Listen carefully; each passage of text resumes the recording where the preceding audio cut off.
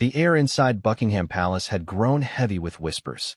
Courtiers moved quietly through its corridors, their steps muffled against the ornate carpets, as though the weight of centuries of secrets pressed down on their shoulders. For weeks, speculation had circulated that King Charles's health was deteriorating more rapidly than the public was being told. Yet no one could have prepared for what he would finally reveal on his deathbed, with only a few trusted confidants present. His voice was weak, the words almost a whisper, but their weight was staggering. "I know what happened in Paris, and it wasn't just an accident." Before we continue, please hit the like button, subscribe to the channel, and turn on the notification bell for updates. Those who heard him knew instantly what he was referring to. August 31st, 1997, the night Princess Diana, the People's Princess, was killed in a Paris tunnel alongside Dodi Fayed. The tragedy had haunted not only Britain but the entire world for decades.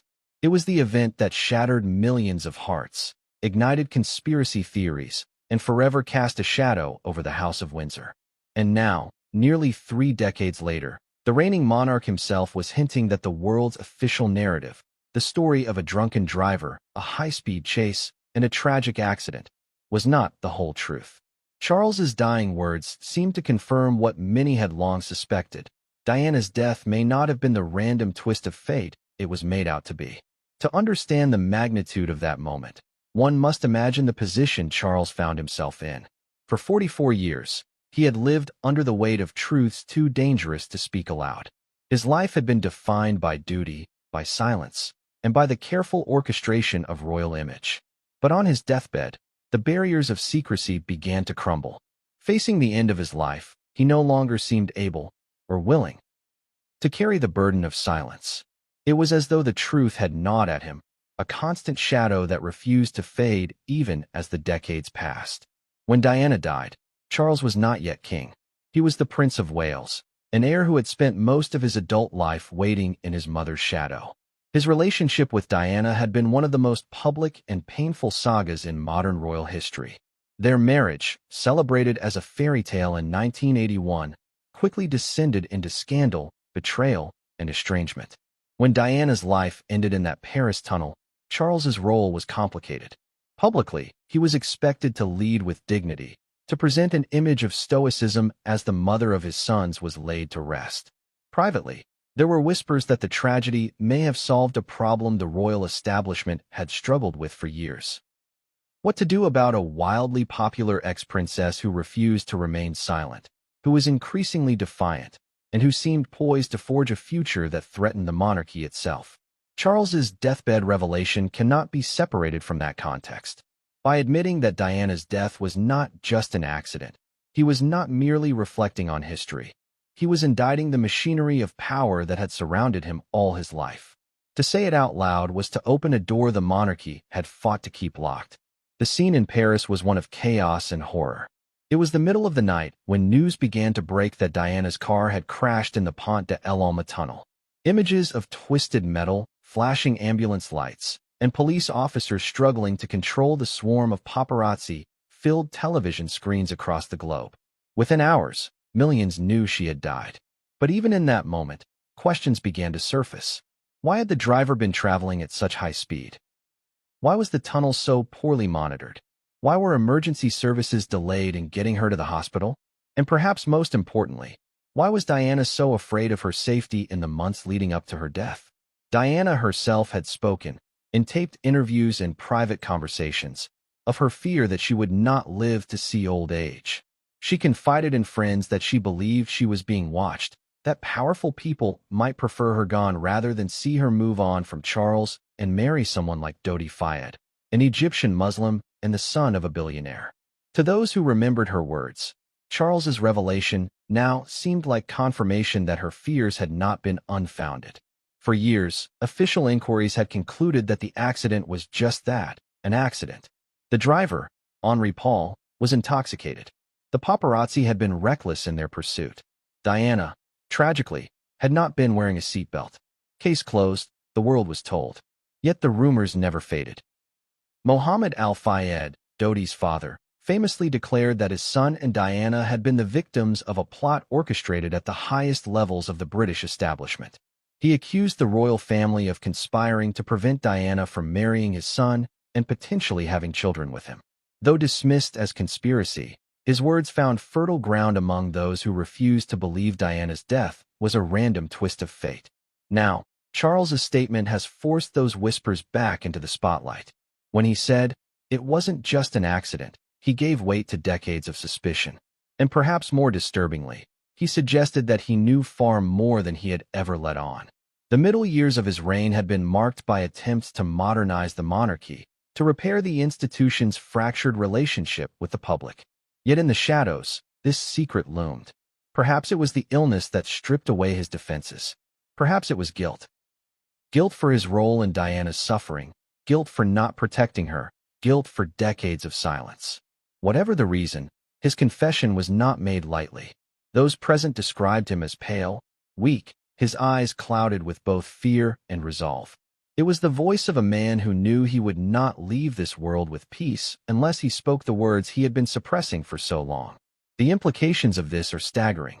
If the King of England himself suggested Diana's death was not accidental, the entire foundation of the official narrative is called into question. How much did he know? Who exactly was involved? Were his words a warning to his sons, to William, the heir, and Harry, the estranged prince, that the crown is more dangerous than it seems? Or were they a desperate attempt to unburden himself, to pass the weight of truth onto the next generation before it was too late? For the British public, Diana's death has always been more than just a royal tragedy. It was the moment the mystique of the monarchy cracked, the moment millions realized that the firm could be cold, calculated, and self-preserving even in the face of overwhelming grief. The flowers piled outside Kensington Palace, the seas of mourners who wept openly, the anger directed at the royal family for their initial silence. All of it painted a picture of an institution out of step with the people it claimed to represent. Charles, more than anyone, carried the burden of that perception. And now, at the end of his life, he seemed to be saying that those suspicions had not been misplaced. The ending of this introduction must bring us to a chilling point. Imagine William and Harry hearing their father's confession. For one, it may feel like validation, that the doubts he carried about his mother's death were justified. For the other, it may feel like betrayal, that his father had carried this knowledge for decades without speaking up. For the public, it is a moment that shakes the very idea of monarchy itself. If Diana was silenced, if her life was cut short not by chance, but by design, then what does that say about the institution that Charles spent his entire life defending? The king's deathbed words do not simply reopen an old wound. They rip it apart, leaving raw questions that may never find answers. And yet, by speaking them, he ensured that his truth, however cryptic, would not die with him. He ensured that the shadow of that Paris tunnel would stretch even further into the future, haunting not just those who were alive in 1997, but generations still to come. This is where our story begins, with a frail king finally speaking the words that history demanded, with a 44-year silence broken in the final moments of life, and with the world left to wonder. If Diana's death was not just an accident, then who orchestrated it, and why? The night of August 31st, 1997, remains etched into the collective memory of the world. It was a humid Parisian evening, the city alive with the hum of late summer tourists, the clinking of wine glasses in cafes, and the romantic glow of street lamps reflecting off the Seine. For most people, it was another ordinary night in the City of Light. For Diana, Princess of Wales, it would be her last. The evening began with plans that seemed casual enough: a dinner, some privacy, and a retreat from the relentless cameras that stalked her every movement. Yet what unfolded in those hours became one of the most dissected, analyzed, and controversial nights of the 20th century. Diana was in Paris with Dodi Fayed, the son of Egyptian billionaire Mohammed Al Fayed. Their relationship had been splashed across tabloids all summer, fueled by photographs of the couple kissing aboard his yacht in the Mediterranean. To the outside world, they seemed carefree, basking in the glow of newfound romance. But to insiders, it was clear that Diana was at a turning point in her life. After her divorce from Charles, she was carving out her own identity, separate from the royal family, and fiercely independent. She had been increasingly outspoken about her humanitarian work, using her influence to highlight landmine victims, AIDS patients, and marginalized communities. In the eyes of many, she was becoming a global icon in her own right, perhaps too powerful, too uncontrollable for the monarchy's comfort. That night, Diana and Dodi planned to dine at the Ritz Hotel, owned by Mohammed Al Fayed. The hotel's grandeur and reputation provided a sense of exclusivity, but it was also a known haunt of paparazzi who trailed celebrities through Paris. The couple reportedly tried to avoid attention by scheduling their movements carefully, but Diana's presence was impossible to hide. Photographers swarmed the area, eager for fresh images to feed the insatiable press cycle. Every smile, every gesture, every whisper between her and Dodi was worth thousands of pounds to tabloid editors in London.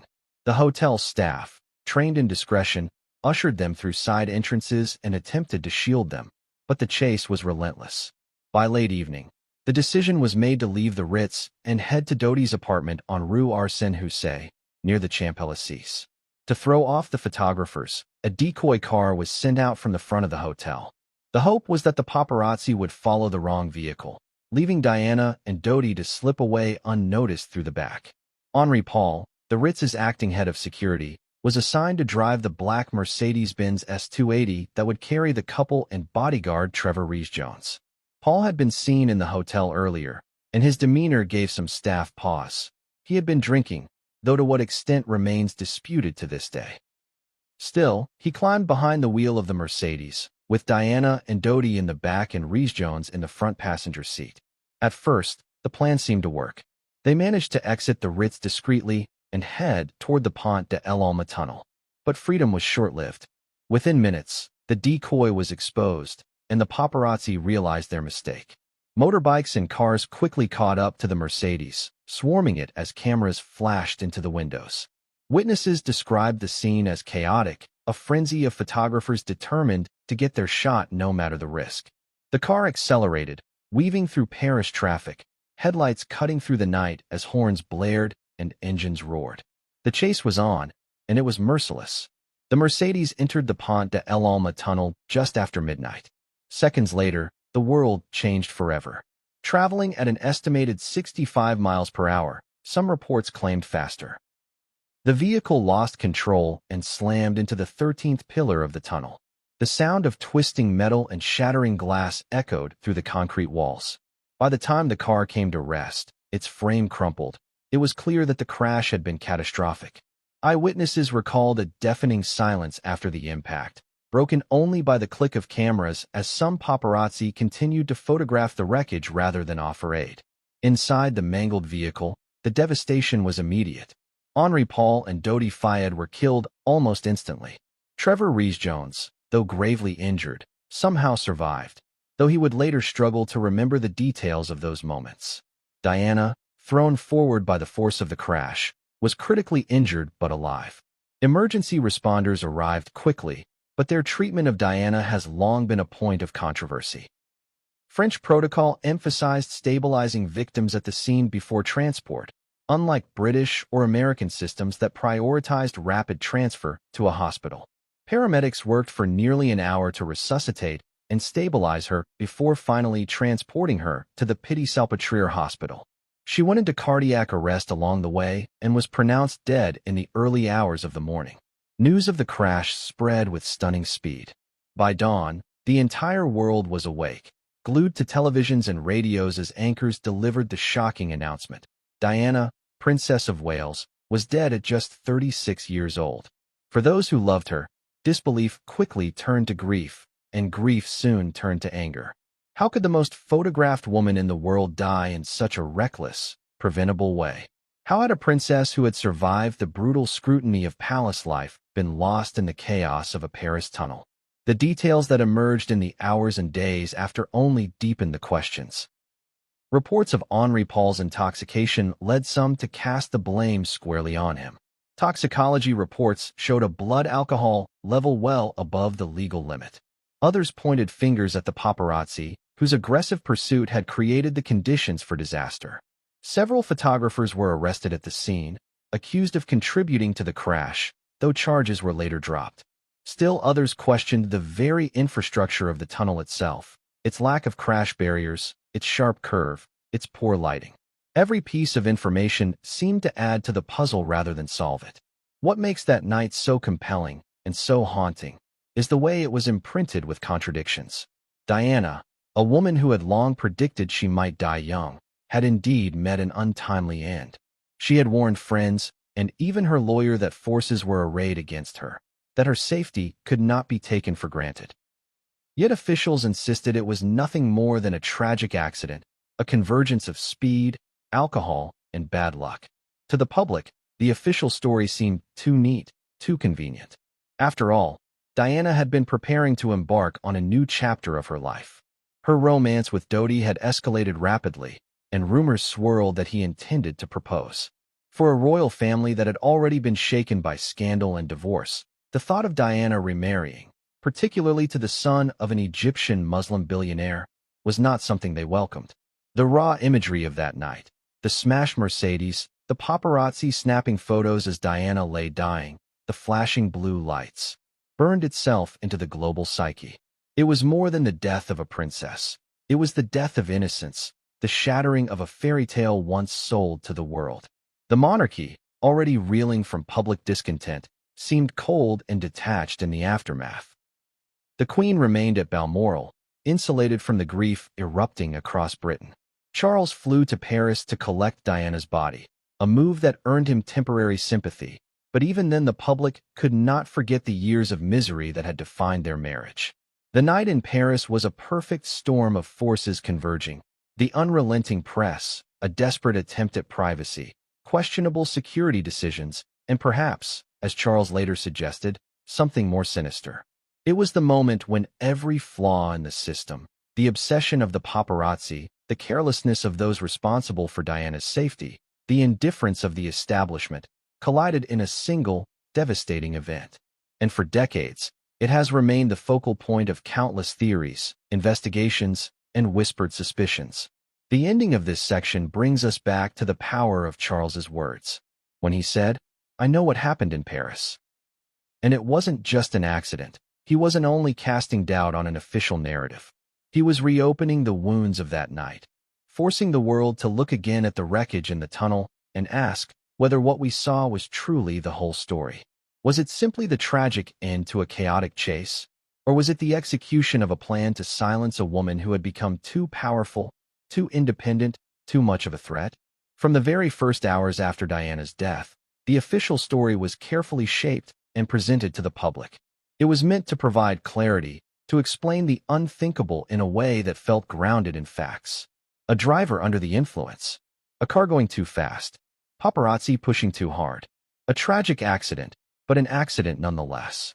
That narrative was broadcast across newspapers and television screens, repeated until it was accepted as truth. For many, it was enough, but for others, it never sat comfortably. There were too many details that didn't align, too many loose ends brushed aside, too many questions left unanswered. The French authorities led the first investigation. Henri Paul, the deputy head of security at the Ritz Hotel, was quickly painted as the central figure of blame. Toxicology reports indicated that his blood alcohol level was more than 3 times the legal limit for driving in France. Traces of prescription medication were also found in his system. The official conclusion was blunt: he was drunk, impaired, and driving recklessly in a desperate attempt to evade the paparazzi. The pursuit by photographers was condemned, but it was Paul who carried the primary weight of responsibility in the eyes of investigators. The speed of the Mercedes became another cornerstone of the official story. Estimates suggested the car was traveling at over 65 miles per hour when it entered the tunnel, far above the safe limit. Combined with Paul's intoxication, the outcome was described as inevitable. The car clipped the 13th pillar, crumpled under the force of impact, and left its passengers with little chance of survival. Diana's failure to wear a seatbelt was also emphasized as a critical factor. Had she buckled up, officials claimed, she might have survived the crash. In this way, the narrative was neatly tied together: poor judgment, bad luck, and tragic consequences. On paper, it made sense. But reality was messy, and whispers of doubt began almost immediately. For starters, questions arose about the toxicology reports themselves. Some experts pointed to inconsistencies in the results, suggesting they might have been mishandled or even tampered with. Henri Paul's colleagues and friends insisted he was not a heavy drinker and that his behavior on the night of the crash had not suggested drunkenness. Surveillance footage from the Ritz lobby showed him walking steadily, speaking clearly, and showing no outward signs of intoxication. If he had been as impaired as the official story claimed, why had no one noticed? Then there was the matter of the paparazzi. While they certainly played a role in the chase, accounts of their proximity to the Mercedes varied. Some witnesses described them as dangerously close, swarming the car, while others said they were trailing behind at a distance. Several photographers were arrested at the scene, accused of contributing to the crash, but the charges were eventually dropped. For many observers, this felt like another convenient way to deflect attention from deeper questions. Were the paparazzi truly to blame, or were they being used as scapegoats to shield more powerful interests? The French investigation closed with its findings, but public suspicion refused to die. In Britain, pressure mounted for a separate inquiry, culminating years later in Operation Paget, a sprawling investigation led by Metropolitan Police Commissioner Lord Stevens. This inquiry, launched in 2004 and concluded in 2006, aimed to address the many conspiracy theories swirling around Diana's death. Over 800 witness statements were collected and thousands of documents reviewed.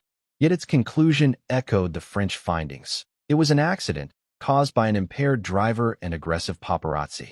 But Operation Paget also revealed something else. Just how widespread and persistent the whispers of conspiracy had become.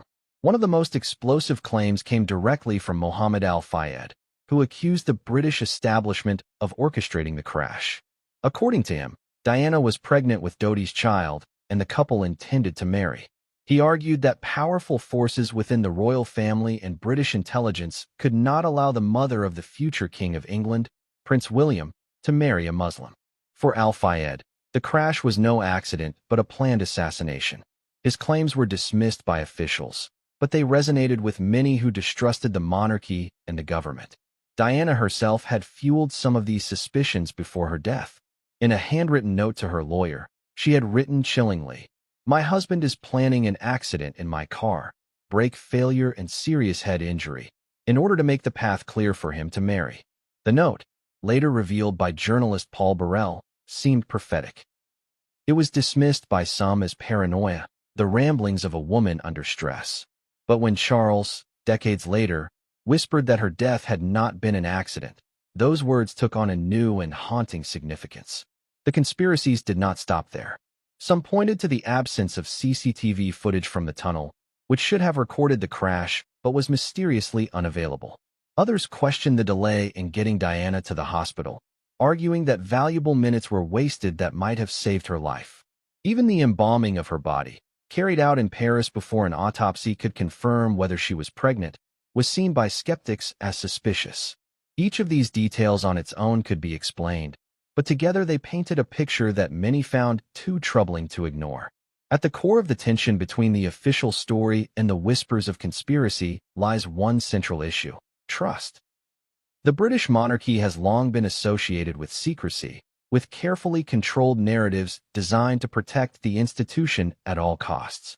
For decades, scandals had been buried, affairs concealed, and truths reshaped to maintain appearances.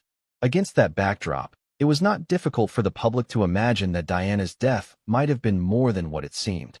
The whispers only grew louder as the years went on. Books were written, documentaries aired, and online forums swelled with speculation. Was the Mercedes tampered with? Was Henri Paul working as an informant for intelligence services? Were the paparazzi tipped off deliberately to orchestrate the chase? Every angle was scrutinized, every inconsistency magnified. Theories ranged from plausible to outlandish, but the persistence of doubt revealed something undeniable. The official story had never convinced everyone. Charles's confession reopens this divide with devastating force. When he said it wasn't just an accident, he aligned himself, however cryptically, with decades of suspicion. His words breathed new life into the theories that had long been dismissed by officials. And perhaps most strikingly, his admission suggests that even within the royal family, the official narrative was never fully believed. If the king himself doubted the story, how could the public be expected to accept it?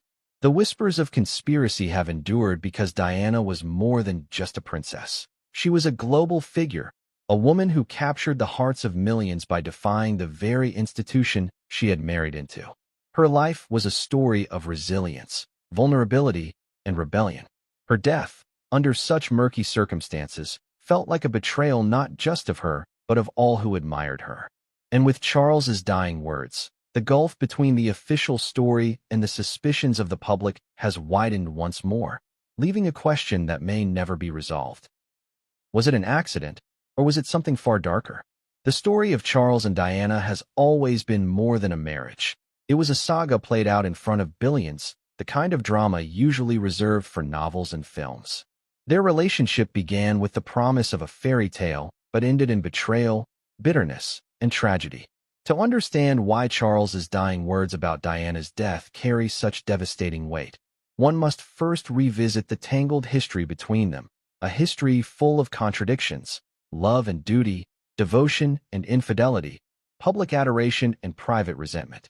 When Charles first met Lady Diana Spencer, she was young, shy, and largely unprepared for the world she was about to enter. At 19, she was cast as the innocent chosen to marry the heir to the British throne. The age gap between them, 12 years, was often glossed over at the time, but would later come to symbolize the imbalance of power in their relationship. To the public, their 1981 wedding at St. Paul's Cathedral was the stuff of fantasy. Over 750 million people watched as Diana walked down the aisle in her ivory silk gown, the image of a fairy tale bride. Charles, in his naval uniform, stood beside her as though he were the Prince Charming every young woman dreamed of. The monarchy basked in the glow of renewed relevance, its image refreshed by the presence of a beautiful, modern princess. But beneath the surface, cracks were already forming. Charles was never fully in love with Diana in the way the public wanted to believe. His heart had long belonged to Camilla Parker Bowles, a woman he had known since his youth, whose easy confidence and compatibility with him had created a bond Diana could never truly rival. While Charles felt the weight of royal duty pressing him to choose a suitable bride, the match with Diana was more about optics and tradition than personal passion. The royal family saw her as perfect. Aristocratic, young, untainted, and malleable. Yet the decision to thrust her into that role was one that would end up haunting everyone involved. From the beginning, Diana felt the isolation of palace life. She was thrust into the public eye, scrutinized at every turn, while also expected to conform to traditions she barely understood. Her natural warmth, spontaneity, and charisma, however, made her an instant favorite with the public. Crowds adored her. Cameras followed her every move. She seemed to embody a new kind of royalty, approachable and compassionate, a stark contrast to the stiff upper lip of the Windsors. Charles, instead of reveling in her popularity, grew increasingly resentful. In crowds, cheers for Diana often drowned out those for him. On official tours, she was the star, while he was relegated to the background. The marriage quickly turned into a competition, one that Charles felt he was losing. That resentment was compounded by infidelity. Charles rekindled his relationship with Camilla even as his marriage to Diana played out in the spotlight. Diana discovered the affair early on, and the betrayal cut her deeply. She famously confronted Camilla at a birthday party, telling her, "I know what's going on. Don't treat me like a fool."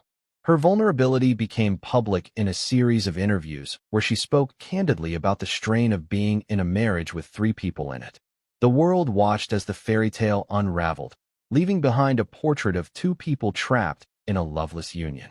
For Charles, Diana represented both an asset and a liability. She gave him 2 sons, William and Harry, ensuring the continuation of the royal line. Yet her independence, her emotional candor, and her growing influence made her a threat to the carefully controlled image of the monarchy. Diana spoke openly about her struggles with bulimia and depression, about the loneliness of palace life, and about the lack of support she received from Charles and the royal household. These admissions endeared her to the public but cast the monarchy in a cold, unfeeling light. For Charles, every confession Diana made to the press was another blow to the institution he was born to protect. Despite the bitterness, there were moments of connection between them. Both cared deeply for their sons, and on rare occasions, they presented a united front as parents. Yet those fleeting moments could not outweigh the larger picture. A marriage broken beyond repair, fueled by mistrust and incompatible desires. By the early 1990s, separation became inevitable. In 1992, Prime Minister John Major announced their formal separation, and by 1996, their divorce was finalized. The world that had once celebrated them as the perfect royal couple now devoured every detail of their unraveling, from leaked phone calls to tabloid scandals. After the divorce, Diana's life entered a new phase. No longer bound by the strictures of royal protocol, she embraced her independence. She pursued causes close to her heart with even more vigor, using her fame as a weapon for change. Her visits to landmine victims in Angola and to AIDS patients in hospitals were groundbreaking, dismantling stigma and challenging governments. Charles, meanwhile, continued his relationship with Camilla, though still shadowed by the controversy of their past. To the public, Diana shone brighter than ever, while Charles remained a figure of resentment, the man who had hurt the world's most beloved princess. It is against this backdrop that Charles's deathbed words take on new meaning. If he carried knowledge about what happened in Paris, then his silence for decades becomes even more significant. His relationship with Diana was defined by conflict and competition, yet also by an unbreakable connection through their children. To admit that her death was not just an accident is to acknowledge that the institution he spent his life defending may have had a role in silencing her. It is also, in a way, an admission of his own complicity, not necessarily in action, but in silence. He knew what Diana feared. He read the letters where she expressed those fears. And if he suspected that those fears were realized, then his choice to remain silent until his death raises profound questions about loyalty, love, and guilt. For William and Harry, the shadow of their parents' relationship has shaped their entire lives. William, the heir, has often tried to balance his respect for his father with his devotion to his mother's memory. Harry, more outspoken, has openly condemned the institution for failing Diana and later for failing Meghan Markle, his own wife. Charles's confession, then, lands differently for each of them. For William, it is a burden, an inheritance of unresolved trauma. For Harry, it may feel like vindication, proof that his mother's death was as dark and tragic as he always believed. The public, too, views Charles's words through the prism of his relationship with Diana. For decades, he was cast as the villain in their story, the cold husband who betrayed her and the man whose actions contributed to her misery. His admission that her death was not an accident does not erase that narrative, it amplifies it. It suggests that even he, the man who stood most to gain from her absence, believed there was more to the story. And it forces the world to confront an uncomfortable truth.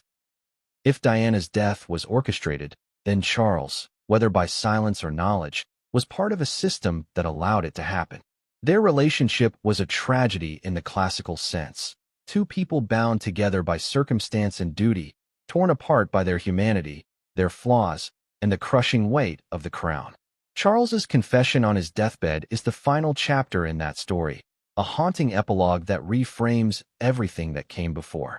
It is no longer just the story of a failed marriage or of betrayal and scandal. It is the story of a woman whose life and death may have been shaped by forces far beyond her control, and of a man who carried that secret to the very end of his own life. In the end, Charles and Diana's relationship was not just personal. It was political, cultural, and deeply symbolic. It was a mirror of the monarchy itself, outwardly grand, inwardly fractured. His deathbed words serve as a reminder that behind the pageantry, behind the crowns and ceremonies, there are wounds that never healed, secrets that were never told, and a love story that became one of history's greatest tragedies.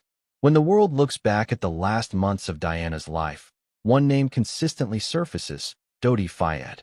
To many, he was merely the man by her side during a summer of romance, the companion who happened to share her final moments in Paris. But to others, his role was far more significant. He was not just a fleeting lover. He was the catalyst for a chain of events that collided with the deepest insecurities of the British establishment.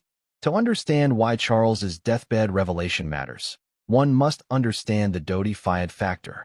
Dodi was the son of Mohammed al-Fayed, the billionaire Egyptian businessman who owned Harrods, the Ritz Hotel in Paris, and a sprawling fortune that gave him both power and notoriety. Mohammed was never fully accepted by the British elite. Despite his wealth and influence, he was seen as an outsider. His attempts to ingratiate himself with the upper classes met with quiet disdain. His son, Dodi, was born into this world of wealth and privilege but was still tethered to his father's outsider status in the eyes of the British aristocracy. For Diana to fall in love with him, to even consider marriage, was a prospect that alarmed many. Diana and Dodi's romance unfolded quickly.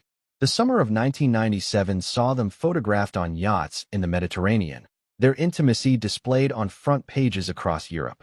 For the paparazzi, it was gold. Images of the Princess of Wales, the most photographed woman on earth, smiling, kissing, and laughing with her new companion. For the royal family, it was a nightmare. Diana was not merely moving on with her life after Charles. She was doing so with a Muslim man whose family had long clashed with the British establishment. The implications of such a union were explosive. The idea that Diana might marry Dodi Fayed was deeply unsettling to the monarchy and to many within Britain's ruling circles. It was not only a matter of cultural or religious difference. It was about optics, perception, and the future of the royal lineage. If Diana married Dodi, she would bring him into the orbit of her sons, William and Harry. The thought of the heir to the throne being closely linked to the Fayed family was unthinkable to some. It was more than personal, it was political. The monarchy thrives on image, on the continuity of tradition, and Diana's relationship with Dodi threatened to disrupt that delicate balance. Then came the whispers of pregnancy. In the aftermath of the crash, rumors swirled that Diana had been pregnant with Dodi's child. Mohammed al-Fayed himself fueled these claims, insisting that his son and Diana had been preparing to announce their engagement. To him, it was proof that the establishment had motive to prevent the marriage.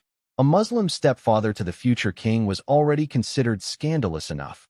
A half-sibling of William and Harry, with Egyptian heritage, was something the monarchy could not allow. Whether or not the pregnancy rumors were true, the possibility alone added weight to suspicions about why Diana's life ended when it did. The night of the crash was steeped in the presence of the Fayed Empire. The Ritz Hotel, owned by Mohammed, was where Diana and Dodi dined before their fateful drive.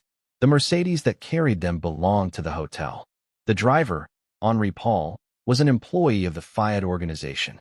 For conspiracy theorists, this web of connections was both significant and suspicious. Was it coincidence, or was the stage deliberately set in a world controlled by the Fayeds? And if so, was it possible that forces outside their orbit had infiltrated, using the very tools of Mohammed's empire to orchestrate a tragedy? The Dodi Fayed factor also reshaped how the world saw Diana in those final weeks. Her image shifted from that of the lonely, divorced princess to that of a woman reclaiming her happiness. She appeared radiant, sun-kissed on yachts, playful with Dodi, seemingly at peace with her new chapter. To the public, she looked like a woman finally free of royal constraints, a woman who might redefine her identity outside the palace walls. But to the monarchy, those very images of Diana with Dodi represented a challenge to their control. She was no longer the princess who had been cast aside. She was rising again, more influential than ever, and doing so in a way that embarrassed and unsettled the royal establishment. Mohammed al-Fayed, devastated by the loss of his son, became one of the most outspoken critics of the official narrative. He alleged openly that Diana and Dodi were assassinated, that the crash was no accident but a carefully planned operation. For years, he fought legal battles, commissioned private investigations, and used his influence to keep the question alive. He believed the British establishment, possibly with the help of intelligence services, had orchestrated the crash to stop the marriage. His claims were dismissed in official reports, but his persistence ensured that suspicion never truly faded. Charles's confession decades later makes the Dodi factor all the more central. If the king admitted that Diana's death was not just an accident, then it lends credibility to the idea that her relationship with Dodi was the trigger. His words suggest that her fate was tied not only to her status as the people's princess, but also to the identity of the man she loved. By implying powerful forces played a role, Charles indirectly points back to the cultural and political storm that would have erupted had Diana and Dodi announced an engagement. Dodi himself was often overshadowed in the narrative of Diana's life. Yet his role cannot be minimized. He was more than a companion. He was the embodiment of everything the monarchy feared: change, unpredictability, and a break from tradition. Diana's relationship with him symbolized her refusal to conform, her determination to live life on her own terms. And in doing so, she crossed an invisible line that may have sealed her fate. The final irony is that Dodi's presence in Diana's story is what links her death so strongly to conspiracy theories. Had she died alone, or in a different context, perhaps the whispers would not have been as persistent. But with Dodi by her side, with the shadow of a possible engagement looming, and with Mohammed Al-Fayed's relentless pursuit of justice, the narrative of a planned silencing took root. Charles's deathbed revelation only strengthens that connection, forcing the world to reconsider whether Diana's romance was more than just a personal choice. It was a political earthquake the monarchy was determined to prevent. In the end, the Dodi Fayed factor is inseparable from Diana's final chapter. He was both her companion and her symbol of defiance, the man who represented a future outside the monarchy's control. His presence transformed her death from a personal tragedy into a geopolitical flashpoint, one that still reverberates decades later. Charles's final words bring us back to this truth. Diana's love life was never just her own, and the man she chose may have been the reason her story ended in a Paris tunnel. When Charles whispered on his deathbed that Diana's death wasn't just an accident, he breathed new life into one of the most enduring suspicions of modern history, that her end was orchestrated not by chance, but by design. To many, this suggestion points directly toward the shadowy power structures surrounding the monarchy, those unseen forces within what is often referred to as the firm. The royal family is not merely a family. It is an institution with centuries of survival built into its DNA. It thrives on secrecy, on carefully constructed narratives, and on protecting the crown above all else. For those who have studied the monarchy's history, the idea that hidden forces could intervene in the life or death of a troublesome royal is not unthinkable. The firm is more than Buckingham Palace. It is a network of advisors, courtiers, intelligence connections, and media alliances that work together to preserve the image of the crown. At its core lies an unspoken rule: no one, not even the most beloved princess, can be allowed to threaten the institution's stability. Diana, in her final years, became exactly that kind of threat. Her popularity dwarfed that of the royals. Her independence undermined their authority. Her choices, whether humanitarian causes, her candid interviews, or her relationship with Dodi Fayed, challenged the monarchy's control. For the firm, this was dangerous. History shows that the monarchy has always acted ruthlessly to protect itself. From King Edward VIII's abdication in 1936 to scandals quietly buried in the 20th century, inconvenient figures have often been removed from power, silenced, or reshaped in the public eye. The survival of the crown comes first, even if it means rewriting personal stories to fit the narrative.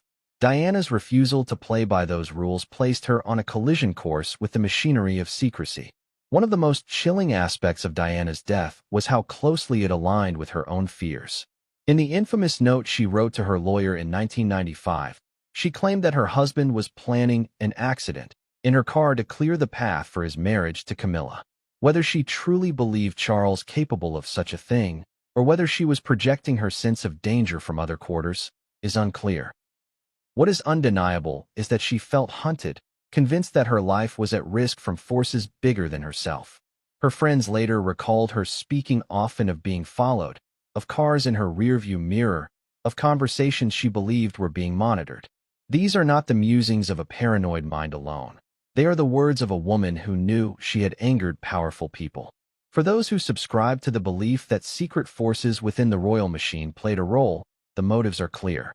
A remarriage to Dodi would not only scandalize the monarchy, but also tie the heirs to the throne to a family the establishment despised. A pregnancy would cement that bond forever.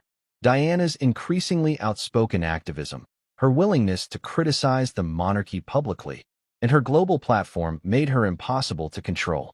Silencing her would not simply remove a nuisance, it would protect the crown's future. But how could such forces operate? The answer lies in the deep ties between the monarchy and the state's intelligence apparatus. The royal household has always maintained close relationships with MI5, MI6, and the police. Over the years, security services have been used to monitor threats not only from terrorists or enemies of the state, but also from within society itself. Diana was under surveillance for much of her adult life. Files released later confirmed that American and British intelligence had tracked her calls and movements extensively. Was it unthinkable that her fate could have been influenced, or even engineered, by those with both the means and the motive? The absence of CCTV footage from the Pont de l'Alma tunnel on the night of the crash remains one of the most suspicious details. The tunnel was known to have surveillance cameras, yet no usable footage emerged of the moment of impact. Officials claimed the cameras were not operational at the time. To skeptics, this was too convenient. In an age when almost every corner of Paris was under watch, how could the one camera that might have shown what truly happened be inactive? The silence of those cameras has fueled decades of suspicion that something was deliberately withheld. Equally troubling is the way Diana's body was handled after the crash. French authorities ordered her embalming almost immediately, before a full autopsy could confirm or deny the pregnancy rumors. Critics argue that this decision destroyed vital evidence and seemed oddly rushed for someone of her importance. The official explanation was that embalming was necessary to preserve her body in the summer heat. But for many, it was another sign of forces working to ensure certain truths never saw the light of day. The firm's ability to control narratives has always relied on its relationship with the media. Newspapers and broadcasters often tread carefully when covering the monarchy, knowing that access depends on cooperation.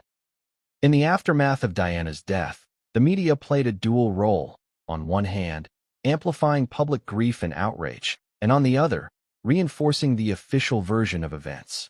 The framing of Henri Paul as a drunk driver, the focus on the paparazzi, the emphasis on Diana's lack of a seatbelt, all of these were repeated endlessly until they became accepted fact. Little attention was given to alternative theories, except to dismiss them as conspiracy. This, too, is part of the royal machine, managing the story until dissenting voices are drowned out. Yet the whispers never stopped. Former intelligence officers hinted at irregularities. Journalists uncovered inconsistencies in reports. Mohammed al-Fayed refused to relent in his campaign for justice, keeping the pressure alive. And all the while, the public held on to a deep unease, a feeling that something about the official story didn't fit. The firm may have controlled the narrative, but it could not erase the collective suspicion that Diana's death was too convenient, too aligned with the monarchy's needs. Charles's final words reframe this entire discussion. If the king himself, the man who lived at the center of the monarchy, implied that her death was not accidental, then it validates decades of doubt. His statement suggests that even within the royal circle, there was knowledge, or at least belief, that forces beyond the public eye shaped what happened in Paris.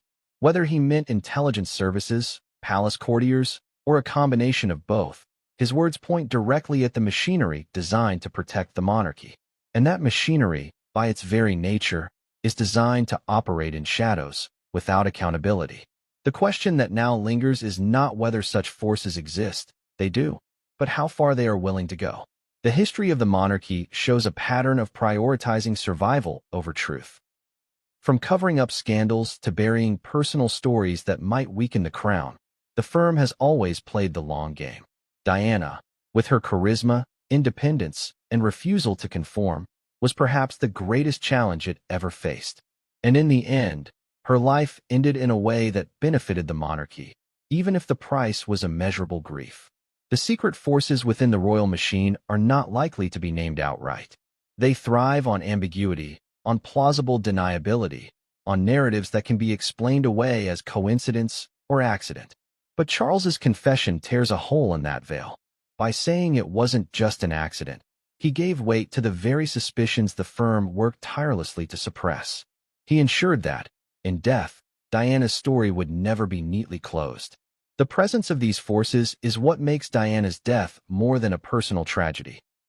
It is a political event, a historical turning point, and perhaps the clearest example of how the monarchy protects itself at all costs.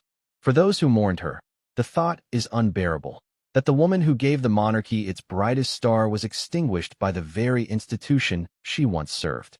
For those who defend the crown, it is an accusation too dangerous to acknowledge. But for the rest of the world, Charles's words may finally confirm what they always suspected, that Diana's death was not fate, but design. Silence can be louder than words. In Charles's case, it stretched across 4 decades, an unbroken wall of restraint that concealed one of the heaviest secrets of his life. From the night Diana died in 1997 until his whispered deathbed admission nearly 44 years later, Charles never publicly strayed from the official narrative. He followed the script. He let the inquiry speak for him. He let the palace issue statements of grief, sympathy, and denial. But he himself never acknowledged the possibility that Diana's death might have been anything other than an accident. His silence was not merely personal, it was institutional. It was the kind of silence that protects not only individuals but entire dynasties. For a man who had once been accused of orchestrating Diana's misery, silence became his survival strategy. After the divorce, Charles had worked painstakingly to rebuild his reputation. His relationship with Camilla, once a scandal, eventually became accepted, even legitimized by marriage. He positioned himself as a dutiful heir, a father committed to his sons, and later as a monarch intent on modernizing the crown. To speak openly about suspicions surrounding Diana's death would have undone all of it.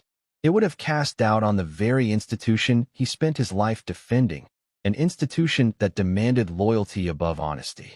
Why, then, did he remain silent for so long? Part of the answer lies in the mechanics of monarchy itself. Royals are trained from birth to master discretion, to suppress personal feelings for the sake of the crown. Charles, as heir and later king, embodied that ethos. To question the official story publicly would have meant questioning the state, the palace, and the very machine that sustained him. Silence was easier. It was safer. It kept the monarchy intact, even if it corroded his soul. But there was another layer to his silence: guilt. Charles knew, better than anyone, the toll the royal system had taken on Diana. He had watched her suffer under the scrutiny of the press, had dismissed her fears as exaggerations, had failed to protect her when she needed protection most. He had heard her speak of her terror that something might happen to her, and he had seen the notes in which she predicted her death would come by way of a manufactured accident. To break his silence earlier would have been to admit that those fears were valid, that he had failed to heed her warnings. It would have meant confronting his own complicity in her story. Over time, silence became habit. The inquiries, first in France, later Operation Paget in Britain, provided him with cover. Their official conclusions allowed him to say nothing, to stand behind the findings as though they absolved him of responsibility. Even as conspiracy theories flourished, he never addressed them. He allowed Mohammed al-Fayed to shout into the void, allowed the public to whisper their suspicions, allowed journalists to speculate. His silence became a shield, protecting him from both scrutiny and accountability. But silence is never neutral. It shapes perception, creates distance, and leaves wounds unhealed. For William and Harry, their father's silence about their mother's death must have been a constant presence. They grew up under the weight of unanswered questions, forced to reconcile their grief with the official version of events. William, groomed as heir, may have internalized the need for silence, mirroring his father's stoicism. Harry, less restrained by duty, later gave voice to the pain Diana endured, openly condemning the palace's treatment of her. For both, their father's silence was a choice that shaped their relationship not only with him, but with the monarchy itself. Charles's silence also fed the suspicions of the public. Every year that passed without acknowledgement made the official story seem less believable. People wondered why the man who knew Diana most intimately, who had shared her life and her children, never once hinted at doubt. Was it because he knew more than he could ever say? Was his silence proof that the official narrative was manufactured? In the absence of words, speculation thrived. Yet silence carries a cost. It corrodes from within. Those who knew Charles privately often described him as burdened, weighed down by a sense of melancholy even during moments of triumph. Becoming king did not lift that burden. If anything, it deepened it. Every public appearance, every ceremonial duty, was accompanied by the ghost of Diana. He could not escape her shadow. She was in the faces of the crowds who adored her, in the memories of his sons, in the media coverage that still invoked her name decades later. To carry the knowledge that her death was not just an accident, and yet say nothing must have been a torment that gnawed at him daily. Illness has a way of stripping away pretense. As Charles's health declined, the habits of silence that had defined his reign began to falter. Perhaps it was the clarity that comes with the proximity of death. Perhaps it was the realization that the weight of his secret could not be carried into the grave without consequence. On his deathbed, he finally broke the silence he had maintained for 44 years. In that moment, he chose truth, or at least a sliver of it, over duty.